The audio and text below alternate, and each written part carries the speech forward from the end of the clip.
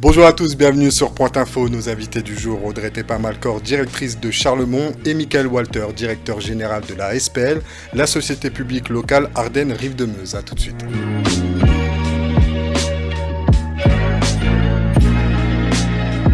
Le site de Charlemont a ouvert ses portes en juin dernier avec une programmation mélangeant culture et tourisme, l'occasion de faire le point sur cette saison touristique ainsi que sur les événements qui ont été organisés. Bien sûr, on parlera également d'épouvante avec la deuxième édition que vous attendez tous, Halloween à Charlemont. Bonjour Audrey. Bonjour Nassim. Alors, le changement majeur de cette année, de cette saison, c'est l'exploitation de Charlemont confiée à la SPL Ardennes Rive de Meuse, c'est ça ? Oui, en effet, depuis le 1er juin, la SPL gère Charlemont. La communauté de communes reste propriétaire, mais il y a une délégation de service public. Bonjour Mickaël, je me tourne vers vous. Pour les spectateurs qui nous regardent, pouvez-vous nous dire ce qu'est la SPL ? Bonjour Nassim. La SPL est une société publique locale créée en 2011 par la communauté de communes dans le but de gérer, d'exploiter les équipements de Rivea à Givet et de Terre Altitude à Fumay. Donc on a des délégations de services publics qui courent depuis juillet 2011. On a également, donc comme indiqué, depuis le 1er juin, la délégation de services publics qui concerne Charlemont. Et donc on a l'exploitation des 3 établissements, la gestion et la commercialisation à tous les niveaux de ces 3 sites. Et quel est son rôle exact donc, de la SPL dans l'exploitation de Charlemont ? Vous contribuez aussi à la saison, à la création de la saison, des activités, des événements, des animations ? Alors on est gestionnaire à 100% au sens qu'on a un bien qui nous est confié par le propriétaire, la communauté de communes, et on a une durée d'exploitation, donc on a un contrat aujourd'hui de 10 ans pour développer ce site sur tous les plans. Donc le plan culturel, le plan de loisirs, le plan sportif, le plan patrimonial, et à nous d'amener différents projets en cohérence toujours, et puis surtout en concertation avec le propriétaire, la communauté de communes, qui reste pour nous le pourvoyeur à nos missions et surtout un financeur important dans le développement de nos futures activités. Le financeur principal ? La SPL Rive de Meuse est composée d'un actionnariat public à 100%, la communauté de communes et les communes du territoire. Donc c'est le financeur principal au sens qu'on a du bâti existant qu'il faut entretenir, mais surtout qu'il faut rénover et lancer nos opérations d'exploitation une fois simplement que ces bâtiments nous seront mis à disposition pour y faire ce qu'on entend y faire. Donc si c'est de l'hébergement, il y a un gros travail avant tout, avant qu'on puisse commencer à commercialiser et recevoir des personnes dans ces bâtiments. Audrey, on l'avait dit dans un précédent entretien, l'ouverture de la saison a été retardée suite à des travaux, on en parlait, mais on peut dire qu'elle a été rattrapée aussi par plusieurs événements marquants durant cette saison. Oui, en effet, on a proposé, malgré une saison qui n'a démarré que le 1er juin, toute une série d'événements. Donc les rendez-vous nationaux, comme les journées de l'archéologie, les journées des rendez-vous avec la nature, ou les journées de la géologie. Et puis les événements plus importants, comme les 60 ans du centre d'entraînement commando, les journées du patrimoine, et puis Halloween. Et une nouveauté aussi cette saison, Michael Audrey, c'est l'arrivée aussi du laser game à Charlemont. Je vais me tourner vers toi Audrey, un bilan pour cette première saison de laser game ?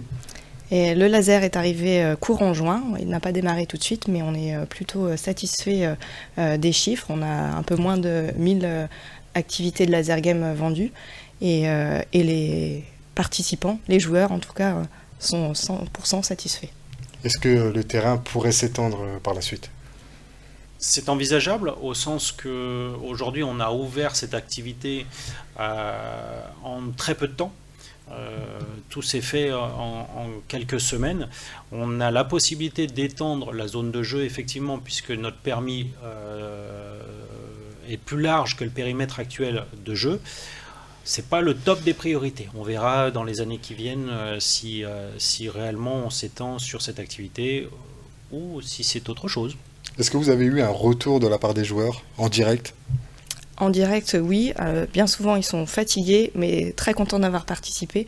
Le côté authentique du terrain, qui est l'ancien village de combat, satisfait beaucoup les joueurs, qui n'ont pas l'habitude d'ailleurs de faire du laser game en extérieur. de combat, rien de plus beau aussi d'inviter les anciens militaires de Charlemont à revenir à Charlemont, même si certains en ont eu des mauvais souvenirs. Comment s'est déroulé les 60 ans du CEC? Avez-vous eu des retours de la part des anciens militaires, d'associations, pour organiser peut-être des événements à l'avenir? En tout cas, le public était au rendez-vous et satisfait de cette proposition, les anciens du CEC également, et en effet, l'association des anciens du CEC souhaiterait pouvoir organiser ce type d'événement chaque année, se réunir et pouvoir expliquer, montrer au public ce qu'étaient leurs activités pendant près de 60 ans. On s'était vu sur le terrain, Michael. Ça fait quoi de voir ces militaires voilà, être là, voir Charlemont évoluer, voir les sentiers évoluer, voir le village évoluer, sous forme touristique, mais sous forme aussi culturelle? Sous forme culturelle et de loisirs. Alors, c'est un événement marquant pour cette première année d'exploitation de Charlemont par la SPL, effectivement. Avec plaisir, ça nous a permis, nous, de rencontrer des personnes qui n'avaient pas mis les pieds à Charlemont depuis des années pour certains, d'autres avec qui on collabore quasiment quotidiennement pour nos projets, dire les choses ainsi. Je pense que c'était une attente également du grand public de pouvoir re-rentrer dans les murs de Charlemont avec la présence d'anciens commandos. Voilà. Donc nous avons bien l'intention de continuer à échanger, de discuter et d'avancer avec ces anciens, tout simplement. Charlemont, c'est des activités, c'est l'histoire, mais c'est aussi un patrimoine local lié au Fort Condé. Comment se sont déroulées les visites guidées entre ces deux sites? Je pense qu'Audrey est capable de répondre bien mieux que moi sur ce point. Parce que c'est une nouveauté aussi de lier les... À un moment, Charlemont était indépendant, des visites, je parle, et Fort Condé était aussi indépendant, mais là, on a décidé de les lier pour en faire qu'une visite. Oui, en effet. Alors, ça fait plusieurs années que la communauté de communes a investi dans la restauration du Fort Condé. Il était question de l'ouvrir au public. Donc les zones extérieures, le parcours extérieur est accessible au grand public. La partie intérieure, les travaux ont été réalisés juste avant le début du mois de juin et ont permis du coup d'accéder dans cette partie centrale. Et donc on a proposé une visite guidée au départ de Charlemont dès le mois de juillet et le mois d'août, et puis là pour les journées de l'architecture avec les sentinelles de Charlemont. Pendant le mois de juillet et pendant le mois d'août, c'était avec nos équipes, notre guide. C'était une visite qui durait environ 1h30, 2 heures et qui permet vraiment de comprendre l'architecture du site et les moyens de défense, notamment les ouvrages avancés, puisque le Fort Condé est un ouvrage de défense avancée de Charlemont. De mettre en place ces visites guidées, ça a pu mettre en lumière, Charlemont a pu mettre en lumière aussi le Fort Condé. Charlemont a pu mettre en lumière le Fort Condé et le Fort Condé fait partie du Fort de Charlemont. C'est un ouvrage avancé de Charlemont, il ne serait pas là sinon. Malgré le temps capricieux, vous notez une bonne fréquentation aussi au niveau des journées européennes du patrimoine. C'est dû à quoi? Alors les journées européennes du patrimoine, c'est toujours, on va dire, un grand succès. Le public attend ces journées pour découvrir le patrimoine local.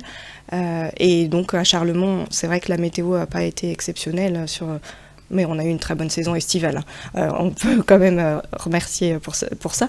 Mais pendant les journées du patrimoine, la météo n'était pas forcément exceptionnelle, mais le public était au rendez-vous et appréciait aussi les nouvelles activités qu'on a pu proposer. C'était un nouvel axe cette année. On a fait découvrir Charlemont du point de vue des associations qui valorisent le patrimoine et puis aussi des artistes. Donc c'était une nouvelle approche. Des chiffres, une fréquentation qui a augmenté par rapport à la saison précédente? Oui, on est à 650 visiteurs sur ces 2 jours, donc c'est un beau résultat. C'était ça l'objectif, de mettre en lumière toutes les personnes qui travaillent autour de Charlemont, toutes ces personnes qui sont dans l'ombre de Charlemont, le lien, les artistes, voilà, si vous pouvez les citer. Oui, c'est ça. Le lien qui travaille à l'entretien des espaces verts, qui fait un énorme travail sur le site, l'association des sentinelles de Charlemont, les anciens du CEC, donc association nouvellement créée, et puis également les artistes, puisqu'on fait souvent appel à eux pour valoriser le site pendant des événements culturels, des spectacles, où là c'était plutôt d'un point de vue exposition d'œuvres et des créations d'œuvres aussi pendant le week-end. On le disait tout à l'heure, la SPL, la société publique locale, a repris l'exploitation donc de Charlemont, mais la SPL c'est aussi Terre Altitude et Rivea. Comment s'est déroulée la saison estivale à Terre Altitude? Je la qualifierais d'exceptionnelle, tout simplement. On a dépasser tous les records historiques et toutes nos attentes, alors que la saison n'était pas à son terme à fin août, c'était déjà une grande réussite. Aujourd'hui, on peut afficher plus de 21 000 activités à fin septembre. Le précédent record datait de 2018, je crois, et on était aux alentours de 18 500 activités. Donc on a passé un cap. On cherchait à dépasser ces 20 000 activités depuis 2016. C'est enfin réussi. Donc chapeau aux équipes et puis merci à tous nos visiteurs.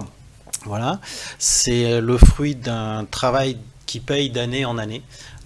Et puis on a eu des facteurs très favorables cette année, la météo, le retour d'un public qui nous avait délaissé ces 2 dernières années pour des raisons sanitaires.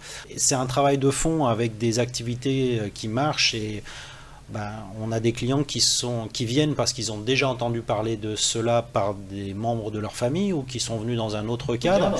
Très très grande réussite à Terre Altitude cette année et forcément de très bons résultats économiques comme on a plus de clients qu'attendus, les chiffres sont très bons.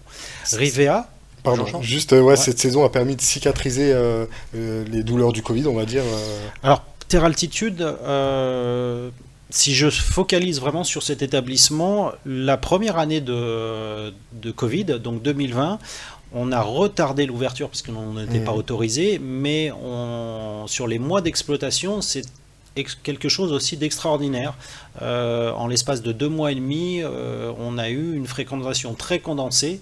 Alors ça n'a pas permis de couvrir le manque à gagner en termes de recettes par rapport à une saison normale, mais mine de rien, c'était déjà très fort en termes de résultats d'exploitation finale. L'année 2021, par contre, était très très mauvaise. La fois la météo, et puis en même temps le pass sanitaire. Donc le 21 juillet 2021, ça a été la fin quasiment. Une catastrophe pour nous, puisqu'on a perdu toute notre clientèle groupe qui avait pré-réservé des activités. Et puis, donc on tourne la page avec cette nouvelle saison. Voilà, on a tourné la page, j'espère. Et pour Rivea, donc Rivea, on ne s'attendait pas forcément à faire un aussi bon été. Alors on ne recroise pas encore nos historiques des années avant Covid. On est sur une tendance de moins 5% de fréquentation par rapport à 2019. Si je compare à 2018 ou 2017, là, on se situe entre moins 7 et moins 10%. Mais c'est mieux qu'attendu. Depuis l'automne 2021, une reprise de notre activité sur le centre aquatique, mais principalement sur les activités en groupe, donc des séances d'aquagym, des séances de cours de sport collectif. Ça a commencé à revenir très fort. Les leçons de natation, les bébés nageurs, ça a commencé à revenir très fort dès l'automne 2021. La pratique quotidienne. La pratique quotidienne. Clubs et associations sont revenus dès qu'ils ont pu également. Et puis on a vécu quand même un premier semestre 2022 qui correspondait à ce qu'on avait imaginé, c'est-à-dire qu'on est sur du moins 24% de fréquentation par rapport à 2019. Et c'est vraiment à partir du mois de juillet, des grandes vacances, que la tendance a encore été boostée pour arriver à ces chiffres que j'annonçais de moins 5% sur la fréquentation juillet-août. Et donc, selon l'actualité, pensez-vous que le centre aqualudique pourrait être impacté par la crise énergie pour 2023 ? Alors, on est impacté, nous, depuis le mois de janvier, déjà 2022. Pourquoi ? Parce que nos tarifs du gaz ont déjà augmenté dès ce 1er janvier. On dépend de marchés d'appel d'offres, tout simplement. Et puis au 1er juillet, on a eu un nouveau marché aussi, à la fois sur le gaz et sur l'électricité. Donc on ressent les factures et les douloureuses, je dirais, depuis plusieurs mois, depuis 9 mois. On a anticipé les choses dès le printemps avec la collectivité et donc avec nos actionnaires pour trouver des mesures à court terme pour savoir comment faire face à ces augmentations du coût de l'énergie. On a mis en place des choses afin de limiter d'ores et déjà nos consommations depuis l'hiver dernier. On essaye d'accélérer à ce niveau. On est en réflexion sur de nouvelles actions avec la collectivité. Dans les prochains jours ou dans les prochaines semaines, je pense qu'il y aura de nouvelles actions. Dans certaines villes en France, des piscines ont fermé dû à la crise énergétique. Est-ce que c'est envisageable de fermer certains jours par semaine pour économiser de l'énergie à Rivea ? Il n'est pas prévu du tout à ce jour de fermeture de l'établissement.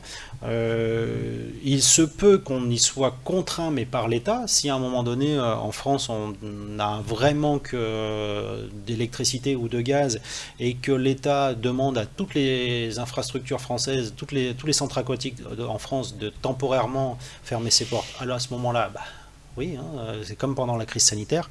Autrement, il n'est pas envisagé aujourd'hui de fermer l'établissement. On a des mesures qui vont arriver afin de limiter nos consommations, mais pas de fermeture. Revenons sur les terres de Charlemont. Je sais que vous l'attendez avec impatience. C'est la 2e édition d'Halloween à Charlemont. Audrey, tout d'abord, comment est né ce projet d'Halloween ? Alors l'année dernière, on a décidé de proposer au public une nouvelle animation à Charlemont et de faire venir un autre public qui se sentait peut-être moins concerné par des événements plus historiques ou patrimoniaux ou les animations et activités culturelles. Donc le Halloween, c'est à la fois grand public, puis c'est aussi terminer la saison sur une note plus légère. Donc voilà, 2e édition cette année et on vous réserve de belles surprises. Sans spoiler, on prévoit quoi à Charlemont pour cette 2e édition ? Alors on a dit nouveauté cette année, le laser game, donc forcément le laser game va devenir un petit peu terrifiant. Et puis le parcours hanté fait son retour avec une extension, un escape game tout nouveau scénario, une soirée avec DJ le samedi soir. C'est une première. C'est une première à Charlemont. Voilà. Là, on attire un autre public, les jeunes, ou les moins jeunes, parce que voilà, tout le monde peut s'amuser pour Halloween. Et c'est une première là, de faire une soirée. Ça sera où, à l'hôpital de Siège ? Dans l'hôpital de Siège, c'est ça, dans la cour de l'hôpital de Siège, une soirée Halloween party. Je dirais assurément c'est une première pour le grand public. Peut-être maintenant qu'au temps passé, il y a déjà eu des soirées. Oui. On ne sait pas tout ce qui s'est passé. Peut-être des soirées militaires aussi. Voilà. Donc voilà, pour rappel, ne loupez pas, c'est 29 et 30 octobre, Halloween à Charlemont, vu l'affiche en exclusivité. En exclu. Ça promet d'être terrifiant. Voilà, l'émission touche à sa fin, merci de l'avoir suivi. Mickaël, Audrey, un dernier mot ? Audrey. On vous attend tous et toutes pour Halloween le 29 et 30 octobre pour terminer cette saison en beauté avec nous. Mickaël. Alors moi je tiens à remercier toutes les équipes de la SPL Rive de Meuse qui travaillent sur les 3 établissements, Charlemont, Terre Altitude et Rivea. Merci à tous nos contributeurs également qui nous permettent de passer les temps difficiles et à tous nos clients. Merci Audrey, merci Mickaël, merci à vous d'être de plus en plus nombreux à suivre Pointe Info. Je vous dis à la prochaine pour une prochaine émission. Au revoir.